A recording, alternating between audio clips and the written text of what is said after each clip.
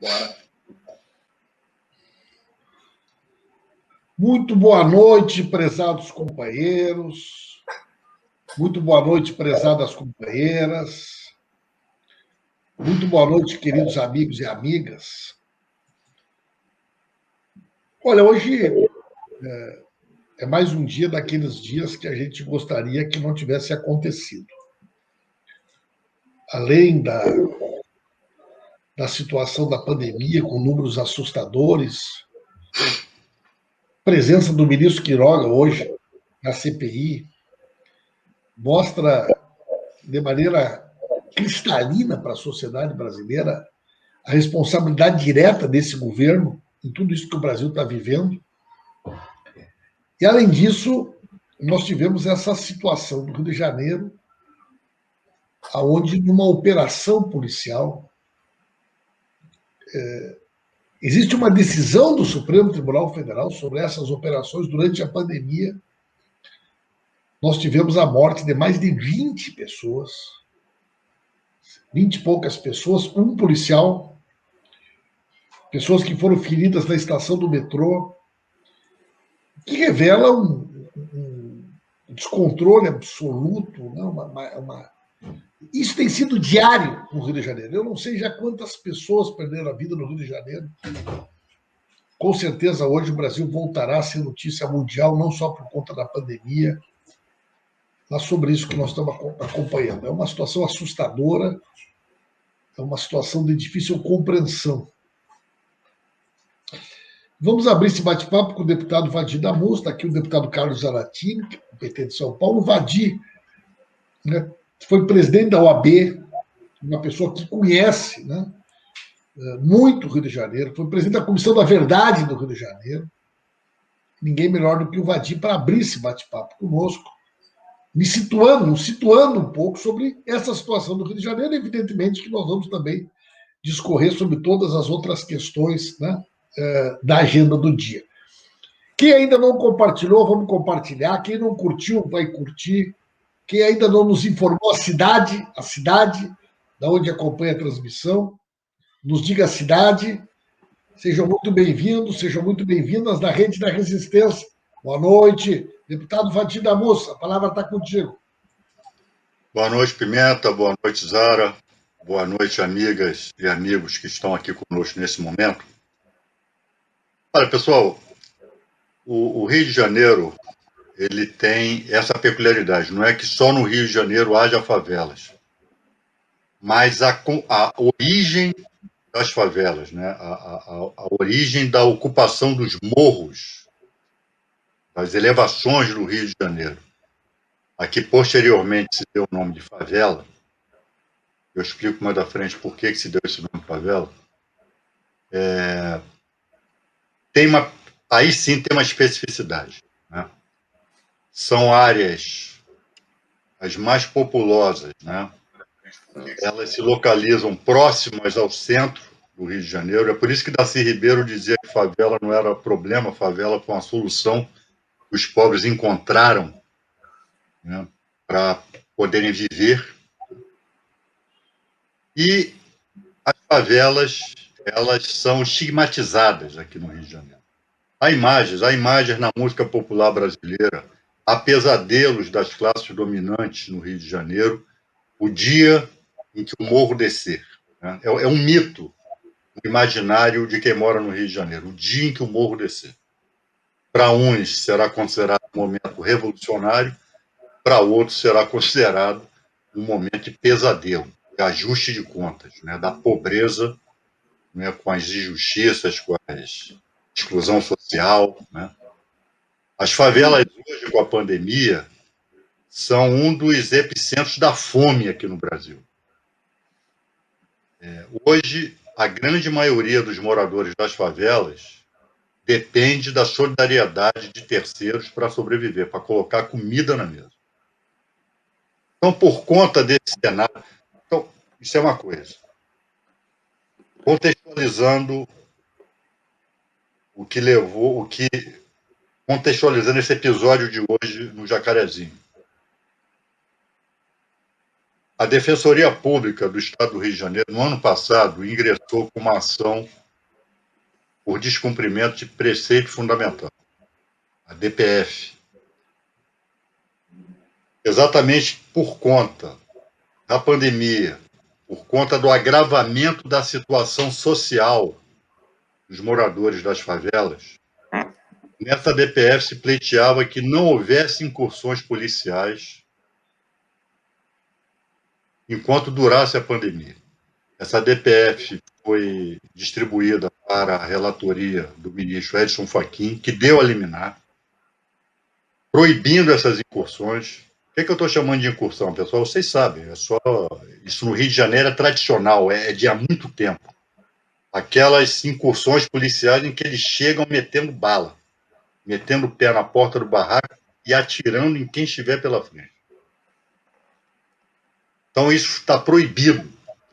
Enquanto essa decisão, ainda que parcialmente ela foi cumprida, a letalidade policial, o número de mortos nas operações policiais do Rio de Janeiro, despencou e voltou a subir agora em 2021. E o Jacarezinho, pelo menos até esse momento, é o auge dessa ação ilegal, né, policial. A política de segurança pública aqui no Brasil, e particularmente no Rio de Janeiro, resume-se a uma coisa: guerra às drogas, que é uma política imposta pelos Estados Unidos aos países da América Latina,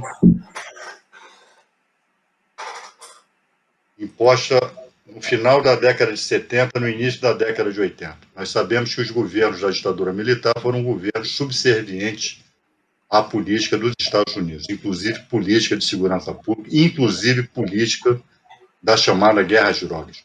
Qual é o legado dessa política de guerra às drogas que predomina aqui na minha cidade, aqui no estado do Rio de Janeiro, predomina há mais de 30 anos? Só tem um resultado: morte. Não tem mais nada. Não, aí que dentro da lógica, tá bom, vai ter que ter morticínio, que haja morticínio. Mas os bandos armados acabaram, muito pelo contrário, só avançam ano a ano. Agora com não só o narcotráfico, agora a milícia também, tão conhecida do atual presidente da República. A polícia do Rio de Janeiro é a que mais mata, mas é também a que mais morre no Brasil, por conta dessa política. Então, Zara, só para terminar essa primeira parte, hoje aqui no Rio de Janeiro, houve descumprimento aberto da decisão do Supremo Tribunal Federal, e isso, do meu ponto de vista, já gera a responsabilização do governador do Estado, tem que sofrer um processo de impeachment. Isso é outro da mesma laia do vice, da mesma laia dos governadores que foram presos aqui, esse Cláudio Castro. Exatamente, Madi. Isso mostra o desastre que é essa chamada política de guerra às drogas. Exato. E é um fato que se repete com uma grande frequência. A todo momento a gente vê uma ação policial, principalmente no Rio de Janeiro, mas em outros lugares do Brasil também acontece aqui em São Paulo, né, onde a polícia age com uma violência com o único objetivo de eliminar as pessoas, assassinar. Então, imagina uma operação policial, segundo o governador, orientada pela inteligência da Polícia Militar. Olha só o nome, né? Dizer que a inteligência organizou. E que, ao invés de prender as pessoas, de prender os criminosos, se é que todos são criminosos, mas se o objetivo era prender e não a pena de morte, porque eles instituíram a pena de morte. Então, o camarada que foi apontado como traficante, como um criminoso de qualquer tipo, ele recebe a pena de morte. Quer dizer, não houve, por parte da polícia, nenhuma ação com o objetivo de prender o criminoso para levar ele a julgamento. Ao contrário, era o objetivo de eliminar. Né? E a gente vê que essa forma de atuar da polícia brasileira, particularmente a polícia do Rio de Janeiro, está se tornando uma coisa comum. Como disse o Vadi, a origem disso é a guerra às drogas, né? A origem disso é essa guerra às drogas que elevou a mais de 700 mil presos no Brasil, porque hoje o camarada que tiver um baseadozinho no bolso pode ser preso como traficante, né? Nós temos 700 mil presos, a maioria jovens, a maioria pessoas pobres e pessoas negras, né? Essa é a composição social e de raça das nossas prisões brasileiras. E quando o cara vacila, vai para a morte mesmo, é assassinado. Então, esse é o tipo de coisa, esse é o tipo de segurança pública no Brasil. Não se preocupem absolutamente em fazer qualquer prevenção, não se preocupem em prender e fazer um processo. Ao contrário, o único objetivo é eliminar totalmente aqueles que eles suspeitam que sejam criminosos. E a gente está vendo aí esse resultado. Evidentemente, isso tem uma reação do povo, né? O Vadi falou, o morro vai descer. Eu não sei se o morro vai descer, mas vou dizer a vocês, as pessoas estão de saco cheio dessa forma de atuar das polícias que agem a mando de uma elite que hoje governa esse país, né, que é tão bem representada aí pelo Bolsonaro, né, cuja agressividade, a forma truculenta de agir acontece não só nas relações, na segurança pública, na social, né, e também na política, né? E depois vamos comentar aqui a última fala do Bolsonaro, né, que hoje veio com mais uma ameaça. Agora ele diz que se não tiver o voto impresso, não tem eleição. Não é isso, Rogério? Zaratini, um abraço, viu? Um abraço aí, Vadi, deputado Paulo Pimenta. Que tristeza hoje, hein, Vadi? Solidariedade a você aí, todo o povo do Rio de Janeiro.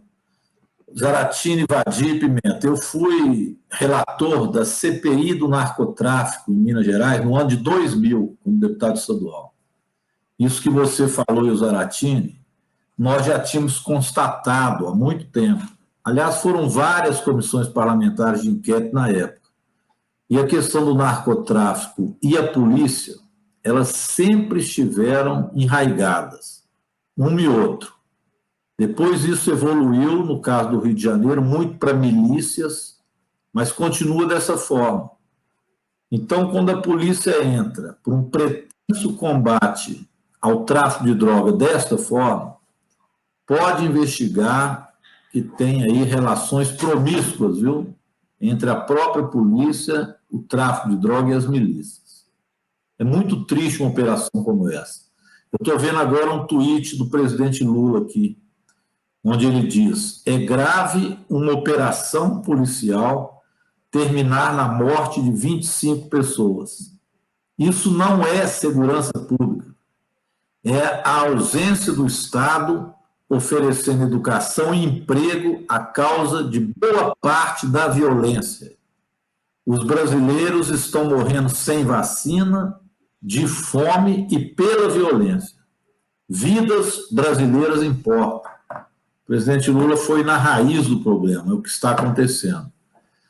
Vadi, eu lembro como se fosse hoje várias das incursões que nós fizemos naquela época da CPI do narcotráfico. Isso que nós estamos vendo agora no Rio sempre se repetiu, isso só vai ampliando. Então, esse combate às drogas, do jeito que é feito, Zaratini, não é para combater, de fato, os traficantes e o tráfico de drogas. Isso é disputa de banditismo nos morros. Infelizmente, é algo que já vem de antigamente, que vem se evoluindo, né? Então, a gente fica muito triste com essa chacina. É chacina junto com falta de vacina, com genocídio. O Brasil está muito triste, né? Tomara que... Rogério, eu não sou um profundo conhecedor dessa realidade da disputa por territórios hoje no Rio de Janeiro, né? Mas a gente sabe, né, quer dizer, que hoje há uma disputa por controle de territórios no Rio de Janeiro, onde, em larga medida, né, é uma disputa da milícia tentando ampliar sua rede de a milícia, né, a milícia funciona muito por controle de território, porque controla a venda de gás, net, segurança. E, segundo consta, hoje a milícia, inclusive, em muitos casos, terceiriza para os traficantes poderem atuar nas suas regiões. Eu estava olhando aqui agora, olha só, nos últimos dias, só nos últimos dias, né, nós tivemos dias, né, uma quantidade de operações com mortes em regiões que tem uma característica muito parecida com uma luta por controle de território no Rio de Janeiro. Né? É evidente que essa investigação terá que ser feita, né, de maneira muito, muito elaborada, muito criteriosa. Mas, sinceramente, pela característica da operação, eu acho que os indícios são muito grandes. A característica da operação é uma característica de ação de milícia, né? Impressão que me dá. E outra coisa, aí você vai dizer, não, mas foi um tiroteio, foi um combate. Gente, é verdade, lamentavelmente, teve a morte de um policial, né? Agora, vejam bem, morreram 25 pessoas. Os moradores falam em mais mortos. E além de uma quantidade grande de pessoas feridas, inclusive no ponto do metrô. Quer dizer, ninguém entra numa operação como essa sem um objetivo específico que estava enraizado. Agora, há um grupo forte de pessoas que acha que isso tem a ver com a pauta política do país. Né? Quer dizer, de uma hora para outra, a pauta principal hoje do Jornal Nacional não vai ser ainda do Queiroga. A pauta nacional do país hoje é o que aconteceu no Rio de Janeiro. Então, eu quero ouvir você sobre essas duas questões. Né? Adir.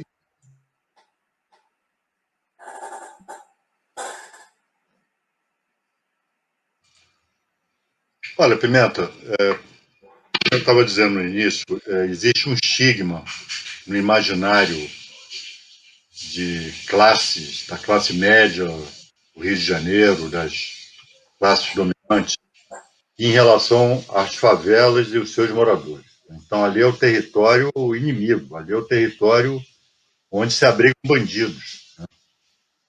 Então, qualquer ação policial, ela já está pré-justificada.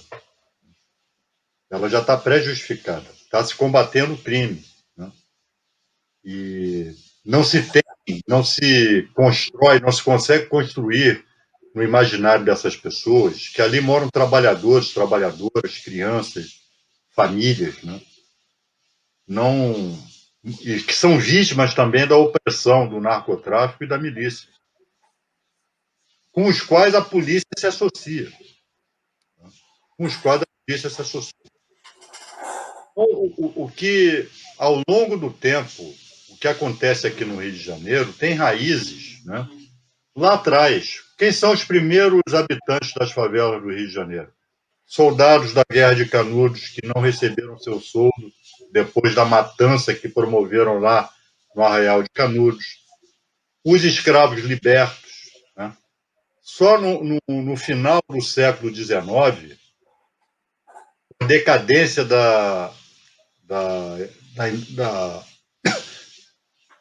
do café, né? Na região do Vale do Paraíba, 200 mil escravos se dirigiram à cidade do Rio de Janeiro. 200 mil.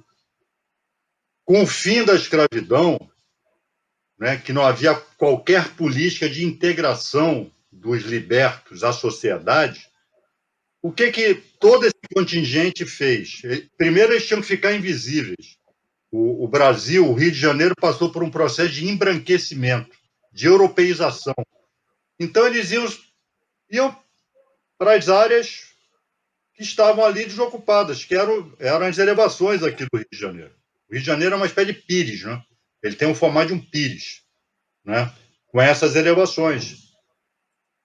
Mais à frente, né, com a política dos Estados Unidos imposta, né, aos seus seguidores na América Latina de guerra às drogas, os que queriam traficar, etc., passaram a ir para o morro. Porque o que era e é a favela do Rio de Janeiro?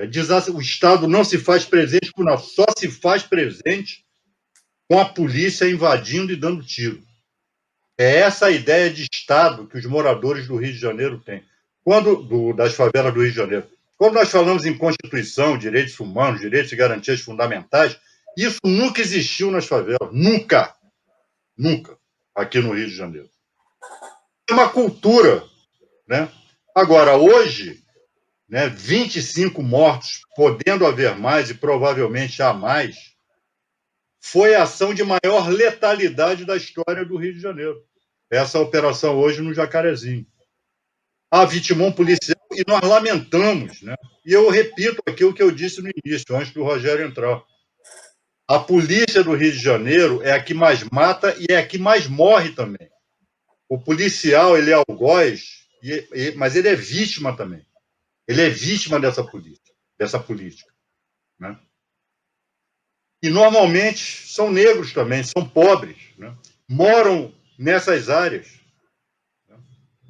Então, é uma situação... E esse governador, isso é outro traste, né? Que o Rio de Janeiro hoje, rapaz, olha, se eu acreditasse nessas coisas, eu ia dizer que o Rio é um lugar amaldiçoado hoje.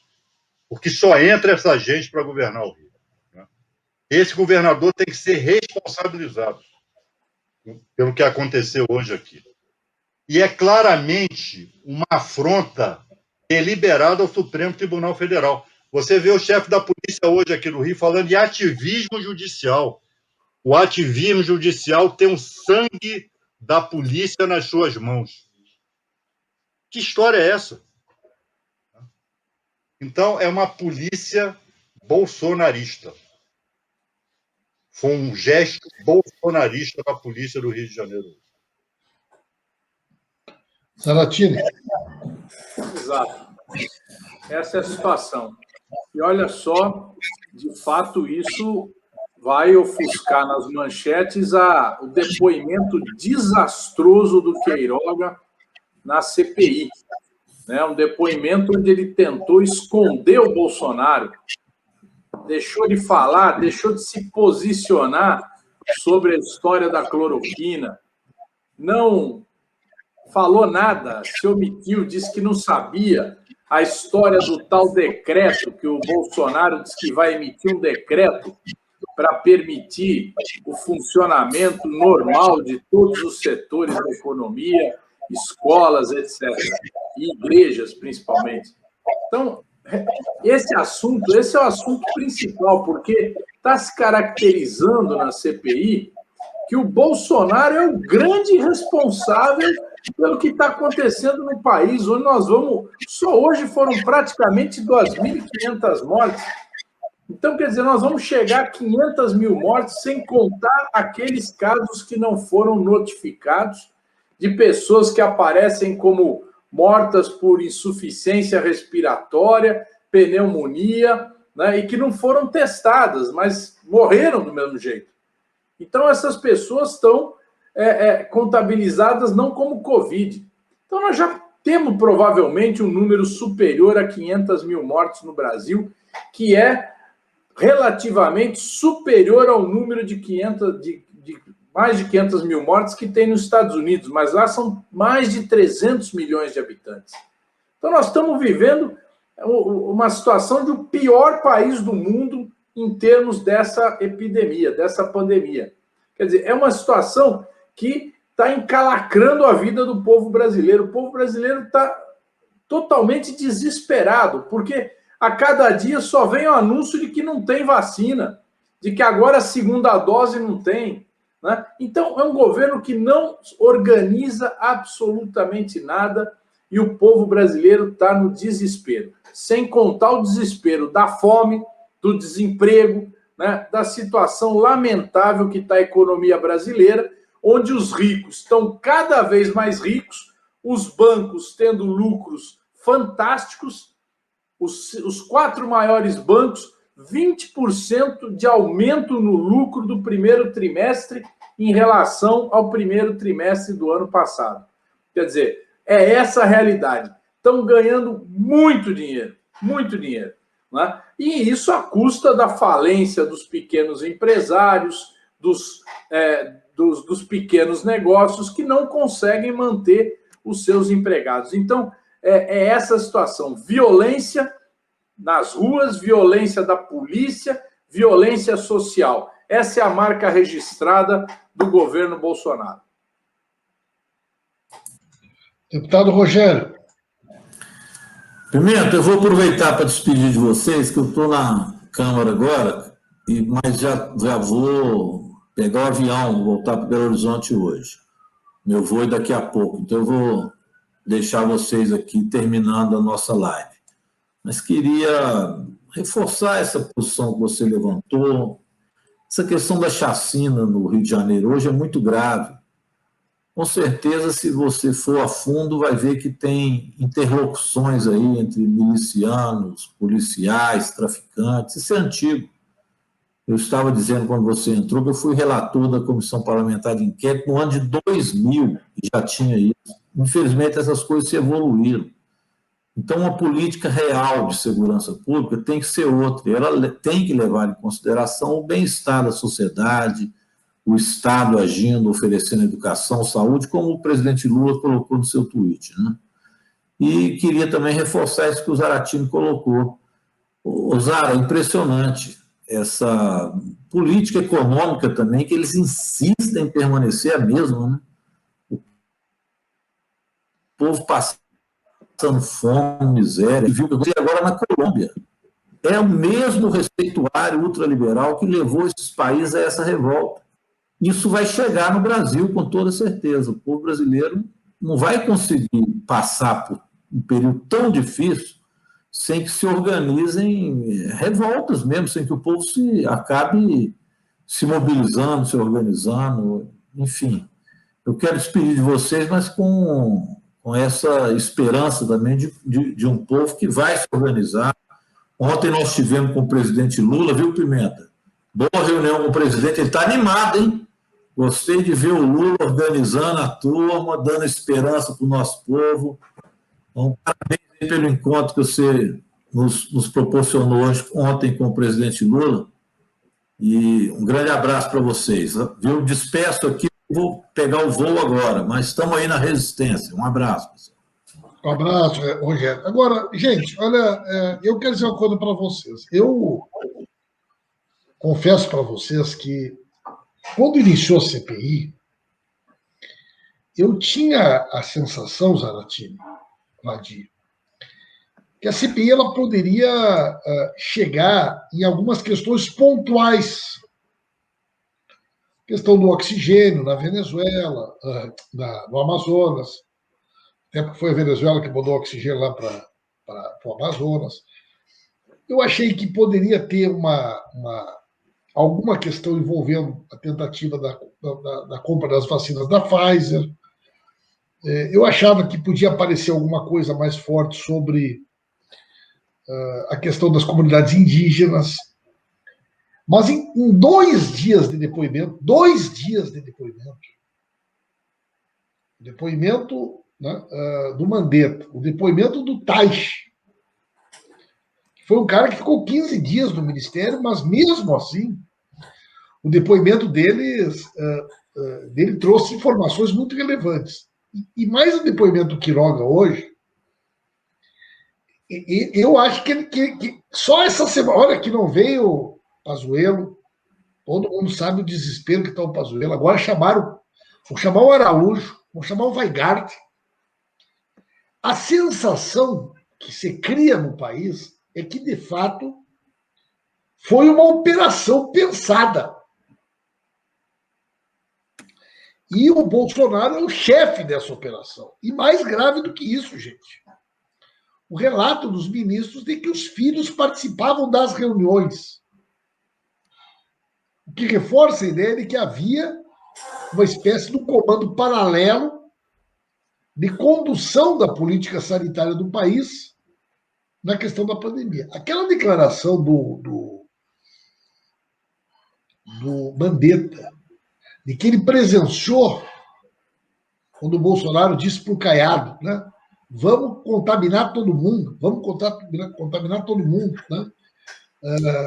Alguns relatos que já foram. Então vejam bem, gente, uma coisa é uma CPI concluir que teve um erro pontual aqui ou ali, teve uma. Agora, o que está pintando aí é outra coisa, gente.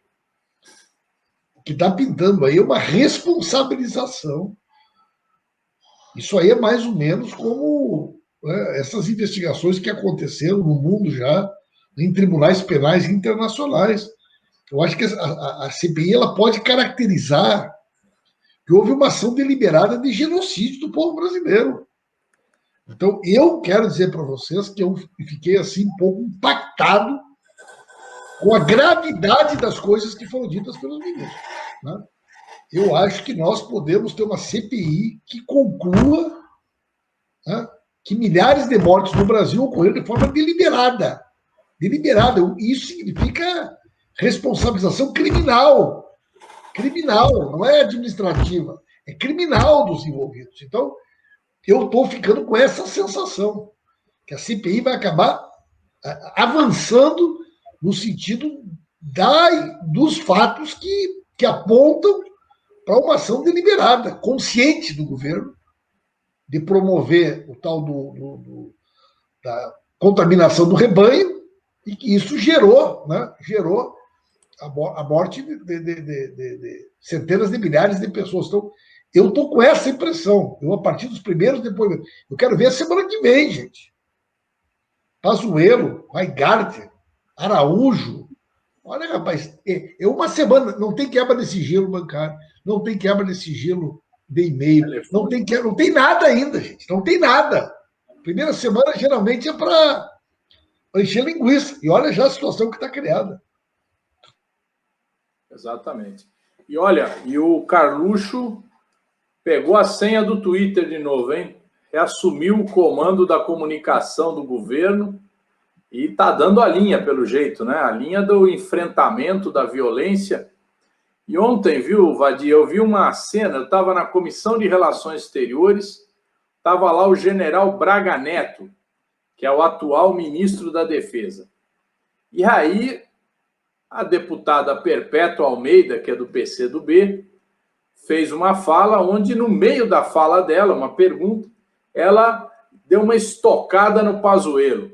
Falou o seguinte: olha, vocês aí, comandantes militares, estava lá também o comandante do Exército, da Marinha, da Aeronáutica, vocês não se sentem incomodados aí com essa situação do Pazuello, que está rebaixando tanto o prestígio dos militares?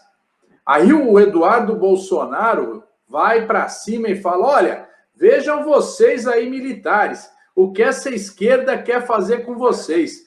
Agora é o Pazuello. Daqui a pouco são vocês aí que vão para o banco dos réus. Então, veja só, a família Bolsonaro quer agora a solidariedade dos militares à forma como eles estão governando.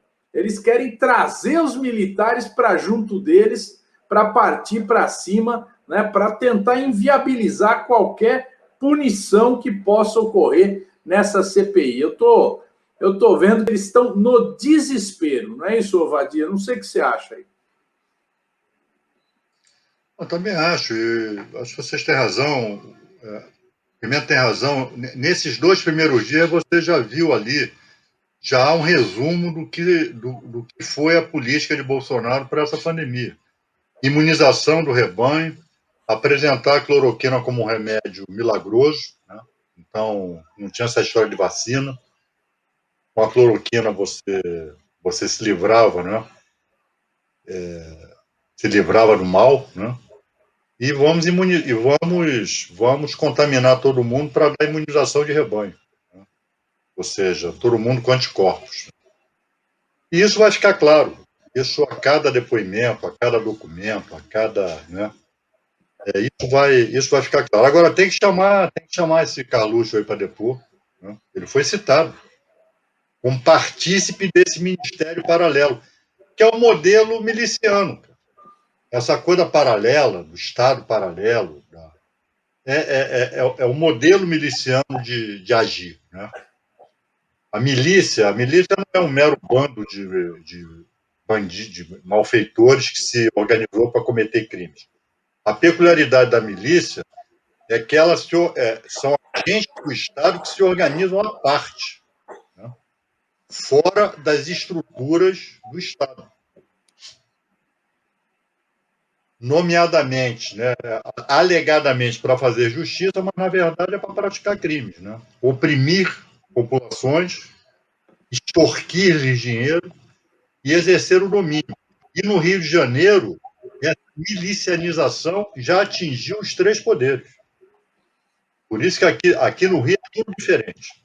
Enfrentar uma eleição aqui no Rio de Janeiro é diferente do que enfrentar uma eleição em São Paulo ou no Rio Grande do Sul.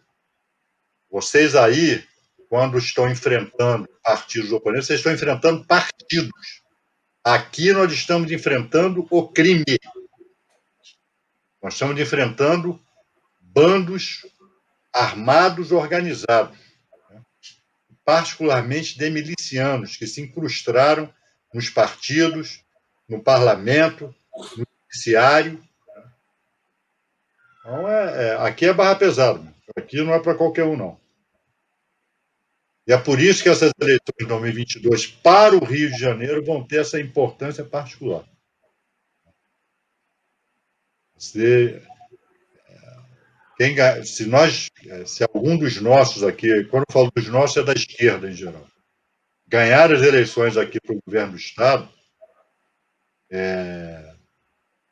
vai ter trabalho. Vai ter trabalho. Mas vamos ganhar. Olha a Graça aqui, Graça Sá. Adorei o senador Otto, que falou para o bolso senador, o Flávio, né? Que ele devia tomar a vacina antirrábica. Ele, sendo médico, sabia o que estava falando. Agora, gente, eu quero insistir na seguinte questão. Agora à noite, às quintas-feiras, o Bolsonaro tem aquele papo dele, né?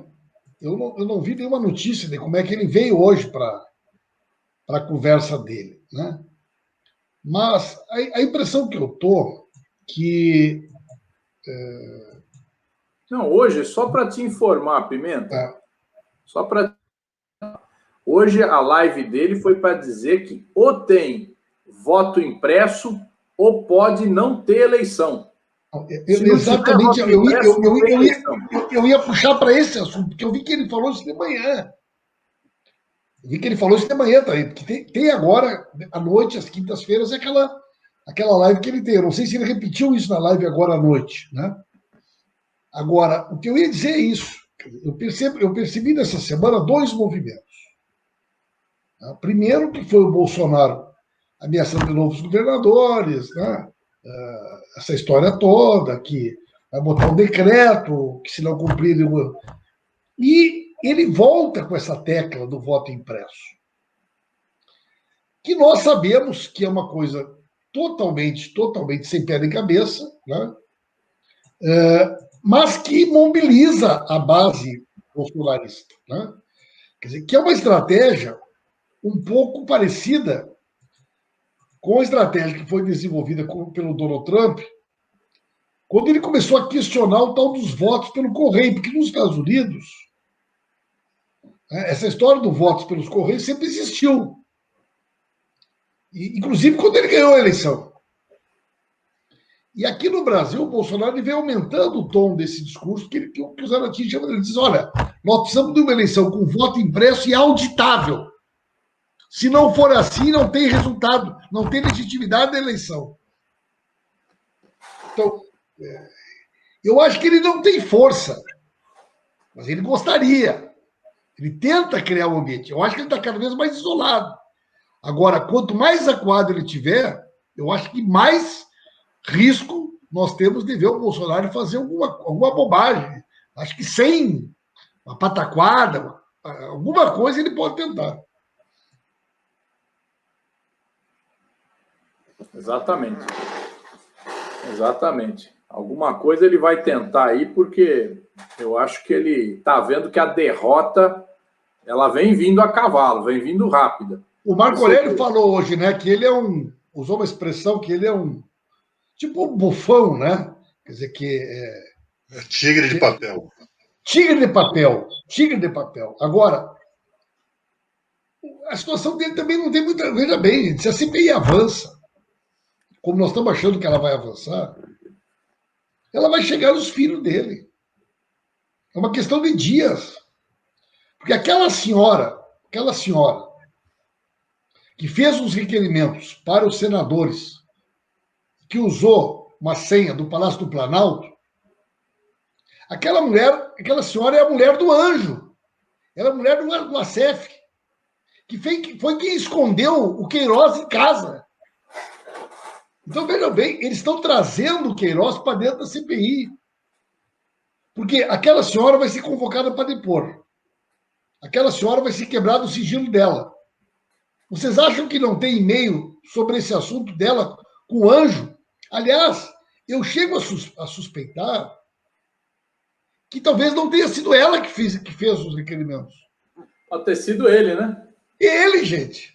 Claro. Então, a hora que ficar claro, inclusive da onde que foi feito, o IP do computador que foi utilizado com a senha dela, porque por que um advogado criminalista que cuida da relação do Bolsonaro com as denúncias da milícia, que investiga, o cara está envolvido na investigação do capitão Adriano, do Queiroz, aí de uma hora para outra, e não é só a advogado, mulher do cara opera, resolve aparecer na CPI, gente. Como, Zara? Ele opera, ele esconde o criminoso, porra. Ele dá guarida pro cara que vai ser preso. Não é só advogado, é muito mais que advogado, né? Esse é realmente uma figura que faz parte do sistema deles aí, né? Eu acho isso. Se quebrar o sigilo dela, vai aparecer, inclusive com o IP da máquina. Eu sou capaz de apostar que é muito provável que não foi ela, porque, gente, por que razão uma senhora, funcionária do Palácio do Planalto, uma advogada, de uma hora para outra ela resolveu produzir requerimentos para os senadores apresentarem na CPI? Por que razão ela faria isso? Né? É isso, eu acho que eles estão nessa linha do desespero e vendo que o país não aguenta mais eles, né? Essa é a situação.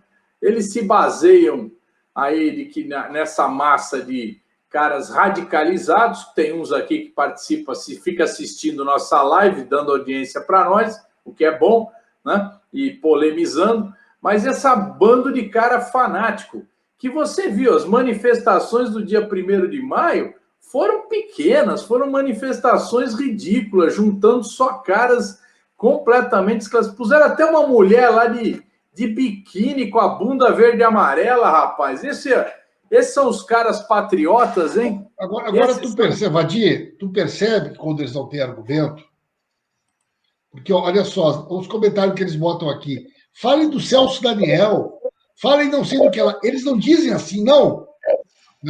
Eles não respondem à questão objetiva, que é o seguinte: o que o advogado do Flávio Bolsonaro, o que o cara do Queiroz, o cara que escondeu o Queiroz, por que ele está envolvido agora na produção, na elaboração de requerimentos para os senadores dentro do Senado Federal, coisa que nunca existiu, nenhuma CPI até hoje.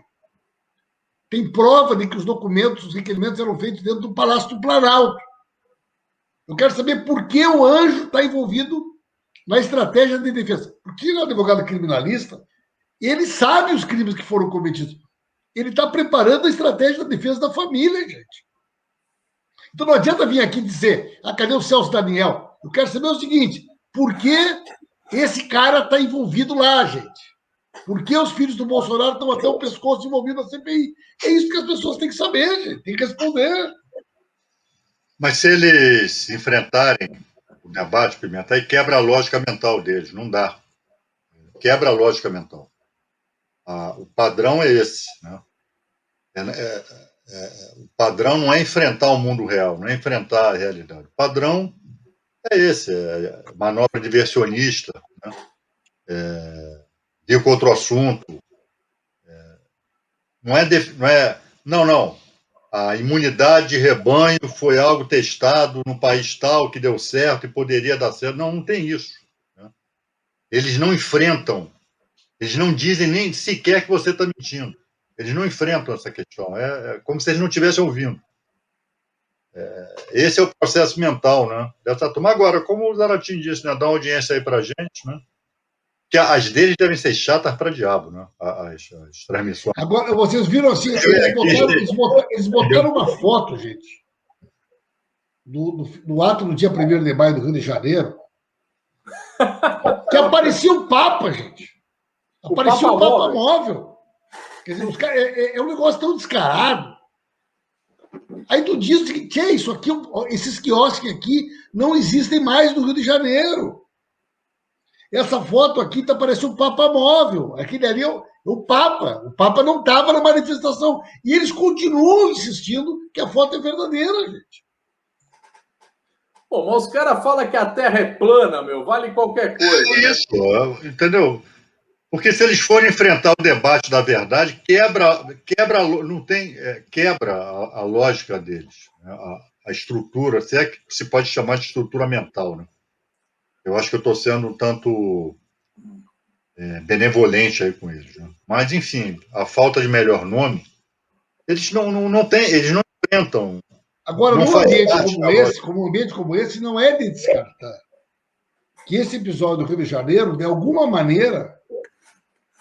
Porque, gente, tu acha que um comandante corrupto, um cara envolvido com a milícia, um cara não pode desencadear uma operação como essa com o objetivo de tirar o foco do país para a questão da CPI?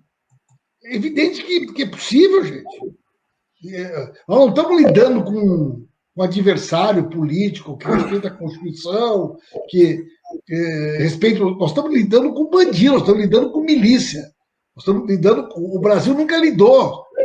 Nós temos crime organizado sentado no Palácio do Planalto. É isso que nós temos que entender.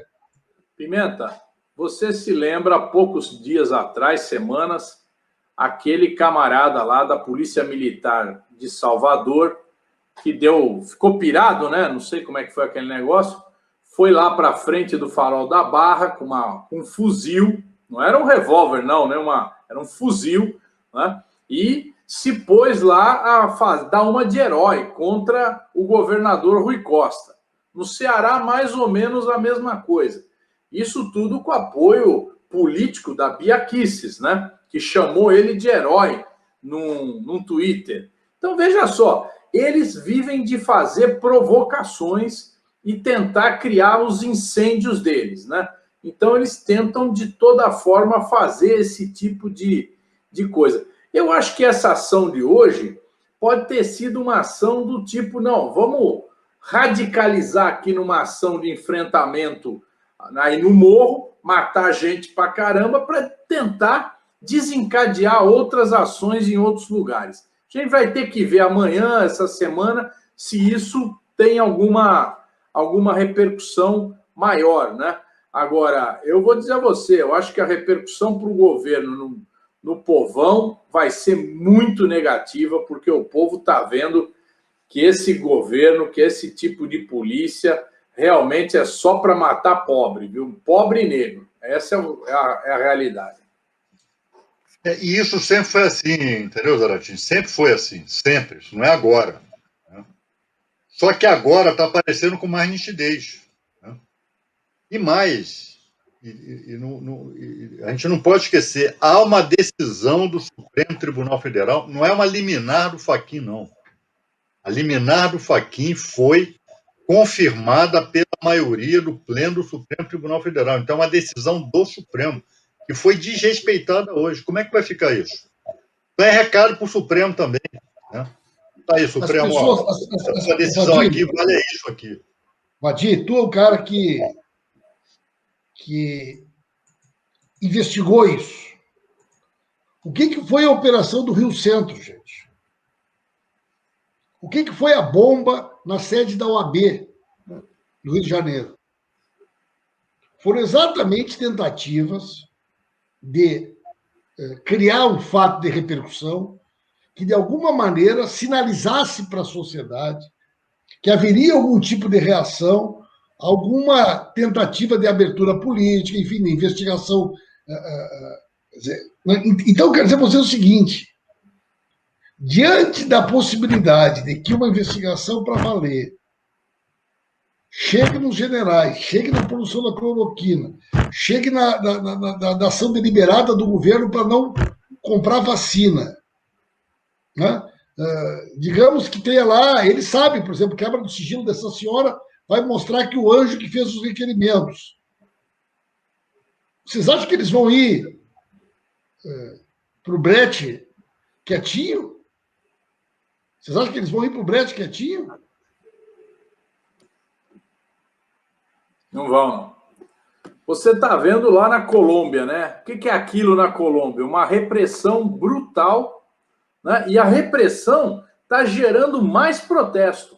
A Colômbia, que é um país que mais ou menos nunca... Bom, teve a guerrilha que durou décadas, mas assim, em termos de movimentos populares, movimentos de massa, nunca foi um país de grandes movimentos. Agora virou povo na rua e os caras atirando no povo. Que é o que está faltando aqui. Que é o que está faltando aqui. É o que está faltando aqui, pô. É o fator popular que está faltando aqui. Com o povo na rua, rapaz, qualquer golpe fica difícil. Qualquer golpe fica difícil. Então...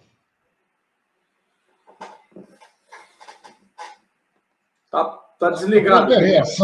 A própria reação deles, ela é uma demonstração, né? Eu vou insistir para vocês. Olha, rapaz, olha o ambiente. O Lula em Brasília, recebendo líderes políticos dos mais diferentes partidos.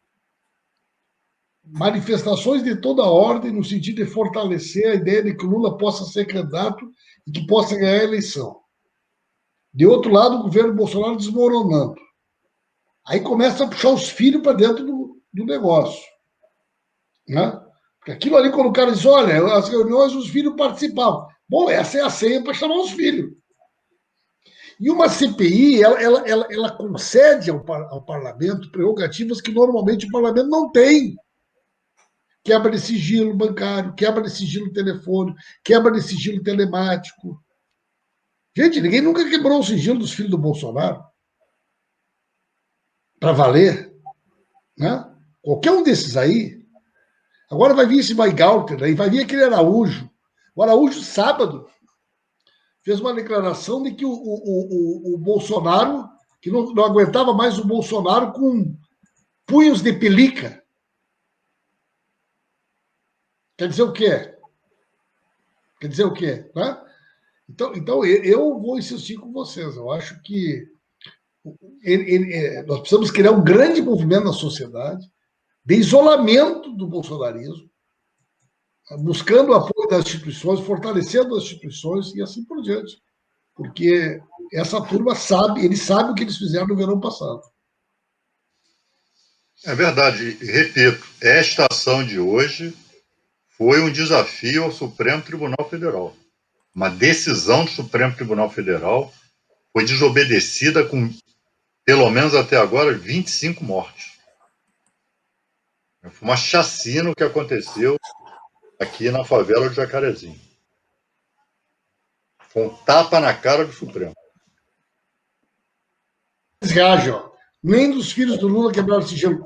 Você vê que quando a gente fala, o que é uma grande bobagem, todos os filhos do Lula tiveram sigilos quebrados. Porra. O Lula teve o sigilo quebrado, a dona Marisa teve o sigilo quebrado. Então, João Ribeiro, não é verdade.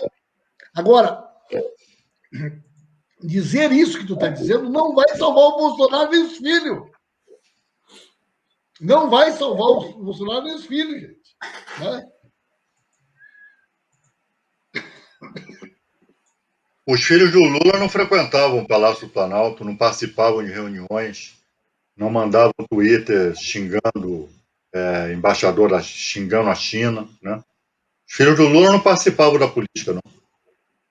Aliás, hoje quem foi de novo atacar a China foi o próprio Bolsonaro, né? Não, O próprio Bolsonaro foi de novo colocar que a China criou o vírus no Mas a impressão que eu laboratório. dou é que ele quer criar um motivo para a China não mandar os insumos, para justificar que não tem vacina por culpa da China, gente. Ele quer criar um motivo para não ter vacina. Só que não pode ser de responsabilidade do governo. Vai dizer, olha, nós não temos vacina porque os chineses estão se negando a vender vacina para nós. Ele precisa do inimigo externo. Ele precisa de uma justificativa para a incompetência dele. Mas é uma aposta arriscadíssima, meu amigo. É uma aposta. Você vê a morte do Paulo Gustavo, a comoção. Se já havia esse sentimento de ódio a Bolsonaro, se multiplicou depois da morte do Paulo Gustavo. Então, essa aposta dele é uma aposta muito arriscada. Né? Porque, primeiro, está fazendo prova contra ele. Está fazendo prova contra ele. É mais uma prova que ele produz contra si próprio. Né?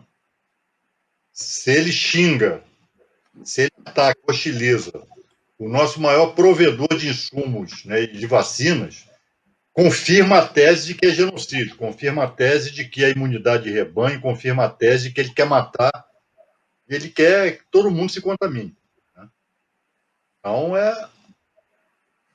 Agora, é um insano, né? Ele paga para ver. Ele está pagando para ver. Quando você pensa que ele vai recuar, ele aparentemente recua e depois volta com tudo. E eu acho... Até agora não houve uma reação à altura. Até hoje não houve uma reação à altura contra Bolsonaro. É isso mesmo. Mas o Alexandre de Moraes, por exemplo, o Alexandre de Moraes agora pediu a questão do TSE sobre o impulsionamento de dinheiro dos partidos usando recurso do fundo partidário.